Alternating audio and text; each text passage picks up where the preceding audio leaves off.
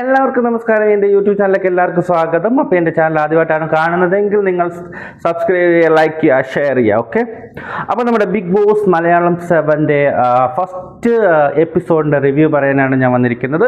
അപ്പോൾ എല്ലാവരും കണ്ടു കാണുമെന്ന് എനിക്കറിയാം, പക്ഷേ എന്നാലും ഞാൻ എൻ്റെ സൈഡിൽ നിന്ന് ഒന്നുകൂടെ പറയുകയാണ്. എൻ്റെ തെറ്റുകുറ്റങ്ങൾ പൊറുക്കണം. എന്തെങ്കിലും ഞാൻ പറയുന്നത് നിങ്ങൾക്ക് ആർക്കും ഇഷ്ടപ്പെടുന്നതിന് എൻ്റെ വർത്തമാനങ്ങളോ അല്ലെങ്കിൽ എൻ്റെ സ്റ്റൈലോ എന്തെങ്കിലും മാറ്റണമെന്ന് നിങ്ങൾക്ക് ഉണ്ടെങ്കിൽ കമൻറ്റിൽ പറയാം. ഒരാൾ എനിക്ക് ഇവൻ ഏതെന്നൊക്കെ ചോദിച്ചിട്ടൊരു മെസ്സേജൊക്കെ വന്നിട്ടുണ്ടായിരുന്നു. Okay, no problem, that's not matter.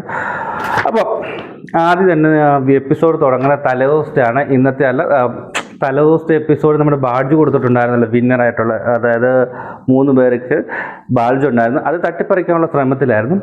അപ്പോൾ എന്തായാലും ആദ്യം അക്ബർ ഈ ഷാനവാസിൻ്റെ പുറകിൽ തട്ടിപ്പറിക്കാൻ നടന്നുകൊണ്ടിരുന്നു. പക്ഷേ ഷാനവാസ് കൊടുത്തില്ല.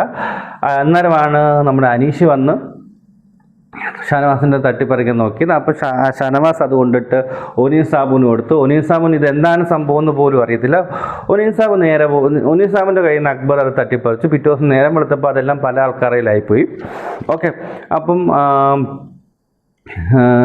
ഈ ബിഗ് ബോസ് സിറ്റിംഗ് റൂമിലോട്ട് വിളിച്ചിട്ട് പറയും, നിങ്ങളെല്ലാവരും ഇന്നലൊരു തെറ്റ് ചെയ്തിട്ടുണ്ട്, അവിടെ വെച്ചിരുന്ന മേക്കപ്പ് സാധനങ്ങളെല്ലാം ഉപയോഗിച്ചു. അപ്പം അത് നിയമലംഘനമാണ്, അത് ഉപയോഗിക്കാൻ പാടില്ലായിരുന്നു, അത് ഇതിന് വേണ്ടിയിട്ട് വെച്ചിരുന്ന സാധനങ്ങളാണെന്ന് പറഞ്ഞു. അപ്പോൾ എല്ലാവരും പറഞ്ഞു ആരൊക്കെ ഉപയോഗിച്ചിട്ടുണ്ട്, 100 അവർ ഇവരൊക്കെ ഉണ്ടായിരുന്നു ഉണ്ടെന്ന് പറഞ്ഞപ്പം ഷൈത്തെ മാത്രം പറഞ്ഞു ഞാൻ ഇന്നലെ പറഞ്ഞതാണ് എടുക്കരുതെന്ന്. പക്ഷേ കൂടെ നിന്ന് എടുത്തിട്ട് ഇവരെ ചതിച്ചപ്പോൾ ആർക്കും അതൊന്നും ഇഷ്ടപ്പെട്ടില്ല. ഓക്കെ, അന്നേരമാണ് നമ്മുടെ ക്യാപ്റ്റൻസി ടാസ്കിലേക്ക് നോമിനേഷന് വേണ്ടി വിളിച്ചത്. അപ്പം അവിടെ കുറച്ച് ഫോം വെച്ചിട്ടുണ്ട്. ഫോം, ഗ്ലൗസ് എല്ലാം ഒരു പ്ലേറ്റിനകത്ത് ഫോം ഇട്ടിട്ട് മുഖത്ത് തേക്കണം. ആർക്കും ക്യാപ്റ്റൻസിയിൽ വേണ്ട എന്ന് ഉദ്ദേശിക്കുന്ന ആൾക്കാരുടെ മുഖത്ത് തേക്കാൻ വേണ്ടിയിട്ടായിരുന്നു വെച്ചിരുന്നത്. അപ്പോൾ എല്ലാവരും അങ്ങനെ ഫോം എടുത്ത് ഫസ്റ്റിൽ തന്നെ അനീഷ് വന്നിട്ട് ശാരികയുടെ മുഖത്താണ് തേച്ചത്. ഈ ശാരിക എന്തോ ഇൻ്റർവ്യൂ ചെയ്യുന്നത് ജെന്യൂനായിട്ട് ചെയ്യുന്നില്ലെന്നൊക്കെ പറഞ്ഞിട്ട് ശാരികയുടെ മുഖത്ത് ചെയ്യുന്നു.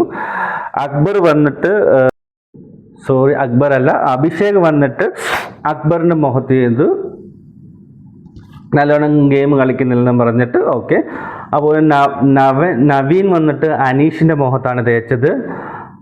ആദില നൂറ വന്നിട്ട് അനീഷിൻ്റെ മുഖത്താണ് തേച്ചത്. ബിൻസി വന്നിട്ട് അനീഷിൻ്റെ മുഖത്താണ് പറഞ്ഞത്. നമുക്ക് പറയാൻ പറ്റില്ല, ഒരു മറുപടിയും കിട്ടുന്നില്ലെന്നാണ് പറയുന്നത് അനീഷിനെ കുറിച്ചിട്ട്. ഗസൽ വന്നിട്ട് രേണു സുധിയുടെ മുഖത്ത് തേച്ചു, കാരണം ഒന്നിലും ഒരു ഇൻട്രസ്റ്റ് കാണിക്കുന്നില്ലെന്നും പറഞ്ഞിട്ട്. ഓക്കെ, സരിത വന്നിട്ട് അനീഷിൻ്റെ മുഖത്ത് തേക്കുന്നു. നമ്മുടെ കലാഭവൻ സരിത വന്നിട്ട് അനീഷിൻ്റെ മുഖത്ത് തേക്കുന്നു. റാണ ഫാത്തിമ വന്നിട്ട് രഞ്ജിത്തിൻ്റെ അതായത് മുഖത്ത് തേക്കുന്നു. അതായത് ഓൾഡ് ഏജ് ഗ്യാപ്പ് വെച്ചിട്ട് സംസാരിക്കുന്നു പറഞ്ഞിട്ട്. ശൈത്യ വന്നിട്ട് ആദില നൂറയുടെ മുഖത്ത് തേക്കുന്നുണ്ട്. അനുമോൾ വന്നിട്ട് അനീഷിൻ്റെ മുഖത്ത് തേക്കുന്നുണ്ട്, ഒന്നും മിണ്ടുന്നില്ലെന്നൊക്കെ പറഞ്ഞിട്ട്. ഓക്കെ, ബിൻസി വന്നിട്ട് ശൈത്യയുടെ മുഖത്ത് തേക്കുന്നുണ്ട്. ശാരിക വന്നിട്ട് അനീഷിൻ്റെ മുഖത്ത് തേക്കുന്നു.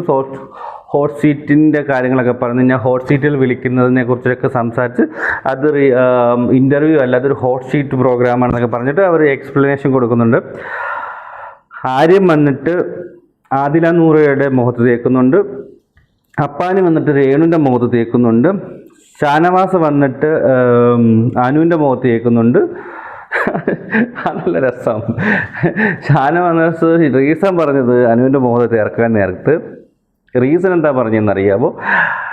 എക്സസൈസ് ചെയ്തുകൊണ്ട് നിന്നപ്പോൾ ഞാനും വരുന്നു പറഞ്ഞ് കൂടെ അനുമോളെ വിളിക്കാണ്ടായിരുന്നു ചെന്നിട്ട് അത് പൂർത്തിയാക്കാതെ പോയി.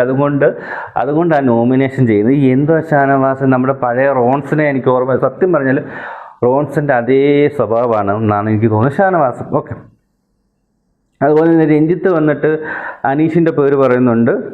രേണു വന്നിട്ട് റെന ഫാത്തിമയുടെ പേര് പറയുന്നുണ്ട്. ഓക്കെ, അക്ബർ വന്നിട്ട് അനുമോടെ പേര് പറയുന്നുണ്ട്. ഒനിയൻ വന്നിട്ട് അനീഷിൻ്റെ പേര് പറഞ്ഞിട്ടുണ്ട്. അപ്പോൾ ഏറ്റവും കൂടുതൽ കിട്ടിയേക്കുന്നത് അനീഷിനാണ് കേട്ടോ. അനീഷിൻ്റെ മുഖത്താണ് ഏറ്റവും കൂടുതൽ. അപ്പോഴാണ് അവിടെ ഒരു ട്വിസ്റ്റ് നടന്നത്. കാരണം അവർ ചോദിച്ച നമ്മുടെ ബുക്ക് വായിച്ച് നോക്കിയിട്ടുണ്ടെന്നാണ് ബിഗ് ബോസ് ചോദിച്ചത്. കാരണം ബുക്ക് വായിച്ച് നോക്കിയിട്ടുണ്ടോ എന്ന് ചോദിച്ചു. അപ്പം അതിൽ തന്നെ ഇതാണ് 7ൻ്റെ പണി എന്ന് പറഞ്ഞിട്ട് ഏറ്റവും കൂടുതൽ ഫോം മുഖത്ത് കിട്ടിയ ആളാണ് നമ്മുടെ ക്യാപ്റ്റൻ അനീഷ് എന്ന് പറഞ്ഞു. ഓക്കെ, അപ്പം എല്ലാവരുടെ മുകളിൽ ഇതിൻ്റെ കിളി പോയി കേട്ടോ സത്യം പറഞ്ഞാൽ അത് കേട്ടിട്ട്. അപ്പം അനീഷിന് ഹാപ്പിയായി കേട്ടോ, ക്യാപ്റ്റനാകാൻ വേണ്ടിയിട്ടുള്ള അനീഷിന് ഹാപ്പിയായി. അപ്പം അങ്ങനെ ഫസ്റ്റ് ബിഗ് ബോസ് മലയാളം 7ൻ്റെ ഫസ്റ്റ് ക്യാപ്റ്റനായിട്ട് അനീഷ് തിരഞ്ഞെടുത്തു. ബിഗ് ബോസ് വന്നിട്ട് നമ്മുടെ പണിപ്പുരയെക്കുറിച്ച് സംസാരിക്കുന്നുണ്ട്. അതിൽ പണിപ്പുരയിൽ പോകുന്ന നമ്മുടെ വ്യക്തിഗത വസ്തുക്കളും ലക്ഷറി ബജറ്റും ഒക്കെ മറ്റുള്ളവരുടെ വസ്തുക്കൾ വെക്കുന്ന ഒരു ഏരിയ എന്ന് പറയുന്നുണ്ട്. അത് എടുക്കണമെങ്കിൽ കുറേ നിയമങ്ങളൊക്കെ ചെയ്യണമെന്നുണ്ട്. അവിടെ ഒരു pink colour, green colour, brown കളറിലുള്ള സാധനങ്ങളുണ്ട്. പിങ്ക് കളർ പേഴ്സണലായിട്ടും ബ്രൗൺ കളർ ലക്ഷറി ബജറ്റും അങ്ങനെ കുറേ ഗ്രീൻ കളർ മറ്റുള്ള സാധനങ്ങളൊക്കെ ഉണ്ട്. മറ്റുള്ളവരുടെ സാധനങ്ങളും എടുക്കാം, അവനവൻ്റെ സാധനങ്ങളും എടുക്കാം, അവരുടെ നമ്മുടെ ഇഷ്ടത്തിനനുസരിച്ച് സാധനങ്ങൾ എടുക്കാം. അതുപോലെ ജോഡികളായിട്ട് മാത്രമേ എടുക്കുക.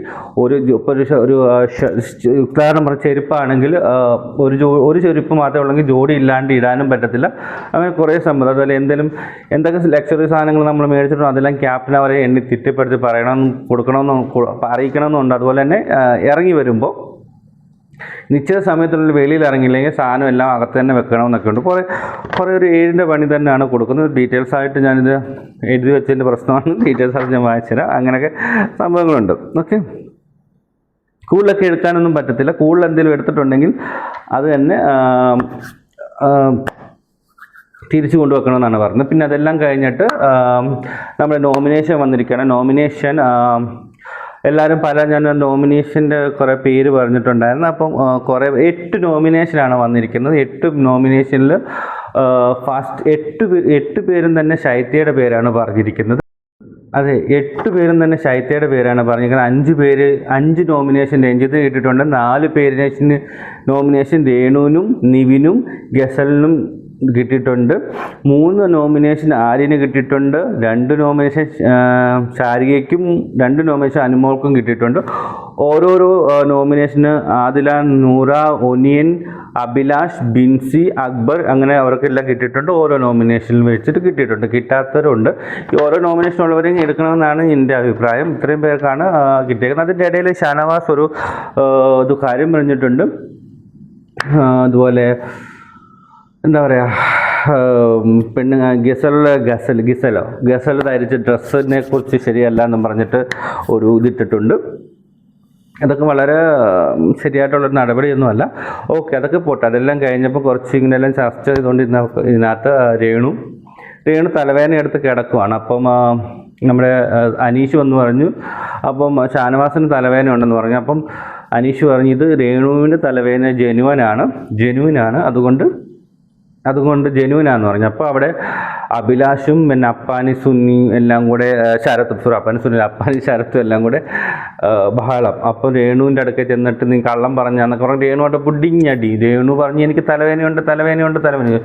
ഇവരെല്ലാം കൂടെ ഭയങ്കരമായിട്ട് അടി. രേണുവും അപ്പാനി ശരത്തും പിന്നെ അഭിലാഷും അഭിശ്രീ എല്ലാവരുടെ മുടിഞ്ഞടി, ഭയങ്കര അടിയെന്ന് വെച്ചാൽ മുടിഞ്ഞടി. പിന്നെ എന്തായാലും ഒത്തുതീർപ്പാക്കി വിട്ടു.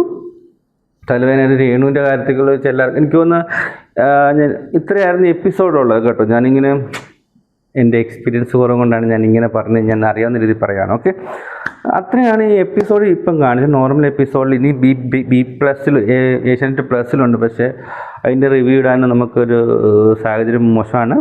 സമയം ഒരുപാടായി കിടക്കണം. ഓക്കെ, അപ്പം പിന്നെ ഉള്ളത് വെച്ചാൽ ഈ എപ്പിസോഡിന് പറയുകയാണെങ്കിൽ എല്ലാവരും ടാർഗറ്റ് എനിക്കൊന്ന് അഭിലാഷിൻ്റെയും അപ്പാനി ശരത്ത്. അഭിലാഷിൻ്റെ ദേഷ്യക്കാരനെന്ന് പറയാം. അപ്പാനിൻ്റെ മൈൻഡിൽ നമുക്കൊന്ന് റീഡ് ചെയ്യാൻ പറ്റുള്ളൂ. രേണുസുതി നെഗറ്റീവ് ആയതുകൊണ്ട് രേണുസുതിയുടെ പുറകിൽ നടന്നാൽ ചിലപ്പോൾ അവർക്ക് പോസിറ്റീവായിട്ട് അത് വരും. അപ്പോൾ രേണുസുതി പുറത്താവുകയും ചെയ്യും. ഇവർ വലിയ ആളാവും രേണുവിനെ എതിർത്ത് പറഞ്ഞാൽ. പക്ഷെ ഇവരറിയുന്നില്ല ഇവർ ഈ കാണിക്കുന്നത് കാരണം രേണുസുതിക്ക് നെഗറ്റീവ് അല്ല പോസിറ്റീവാണ് വെളിയിൽ ഉണ്ടായിക്കൊണ്ടിരിക്കുന്നതെന്നും ഇവരാരും അറിയുന്നില്ല. രേണുസുതി പറയാനുള്ളത് തിരിച്ച് പറയുന്നുണ്ട് കേട്ടോ.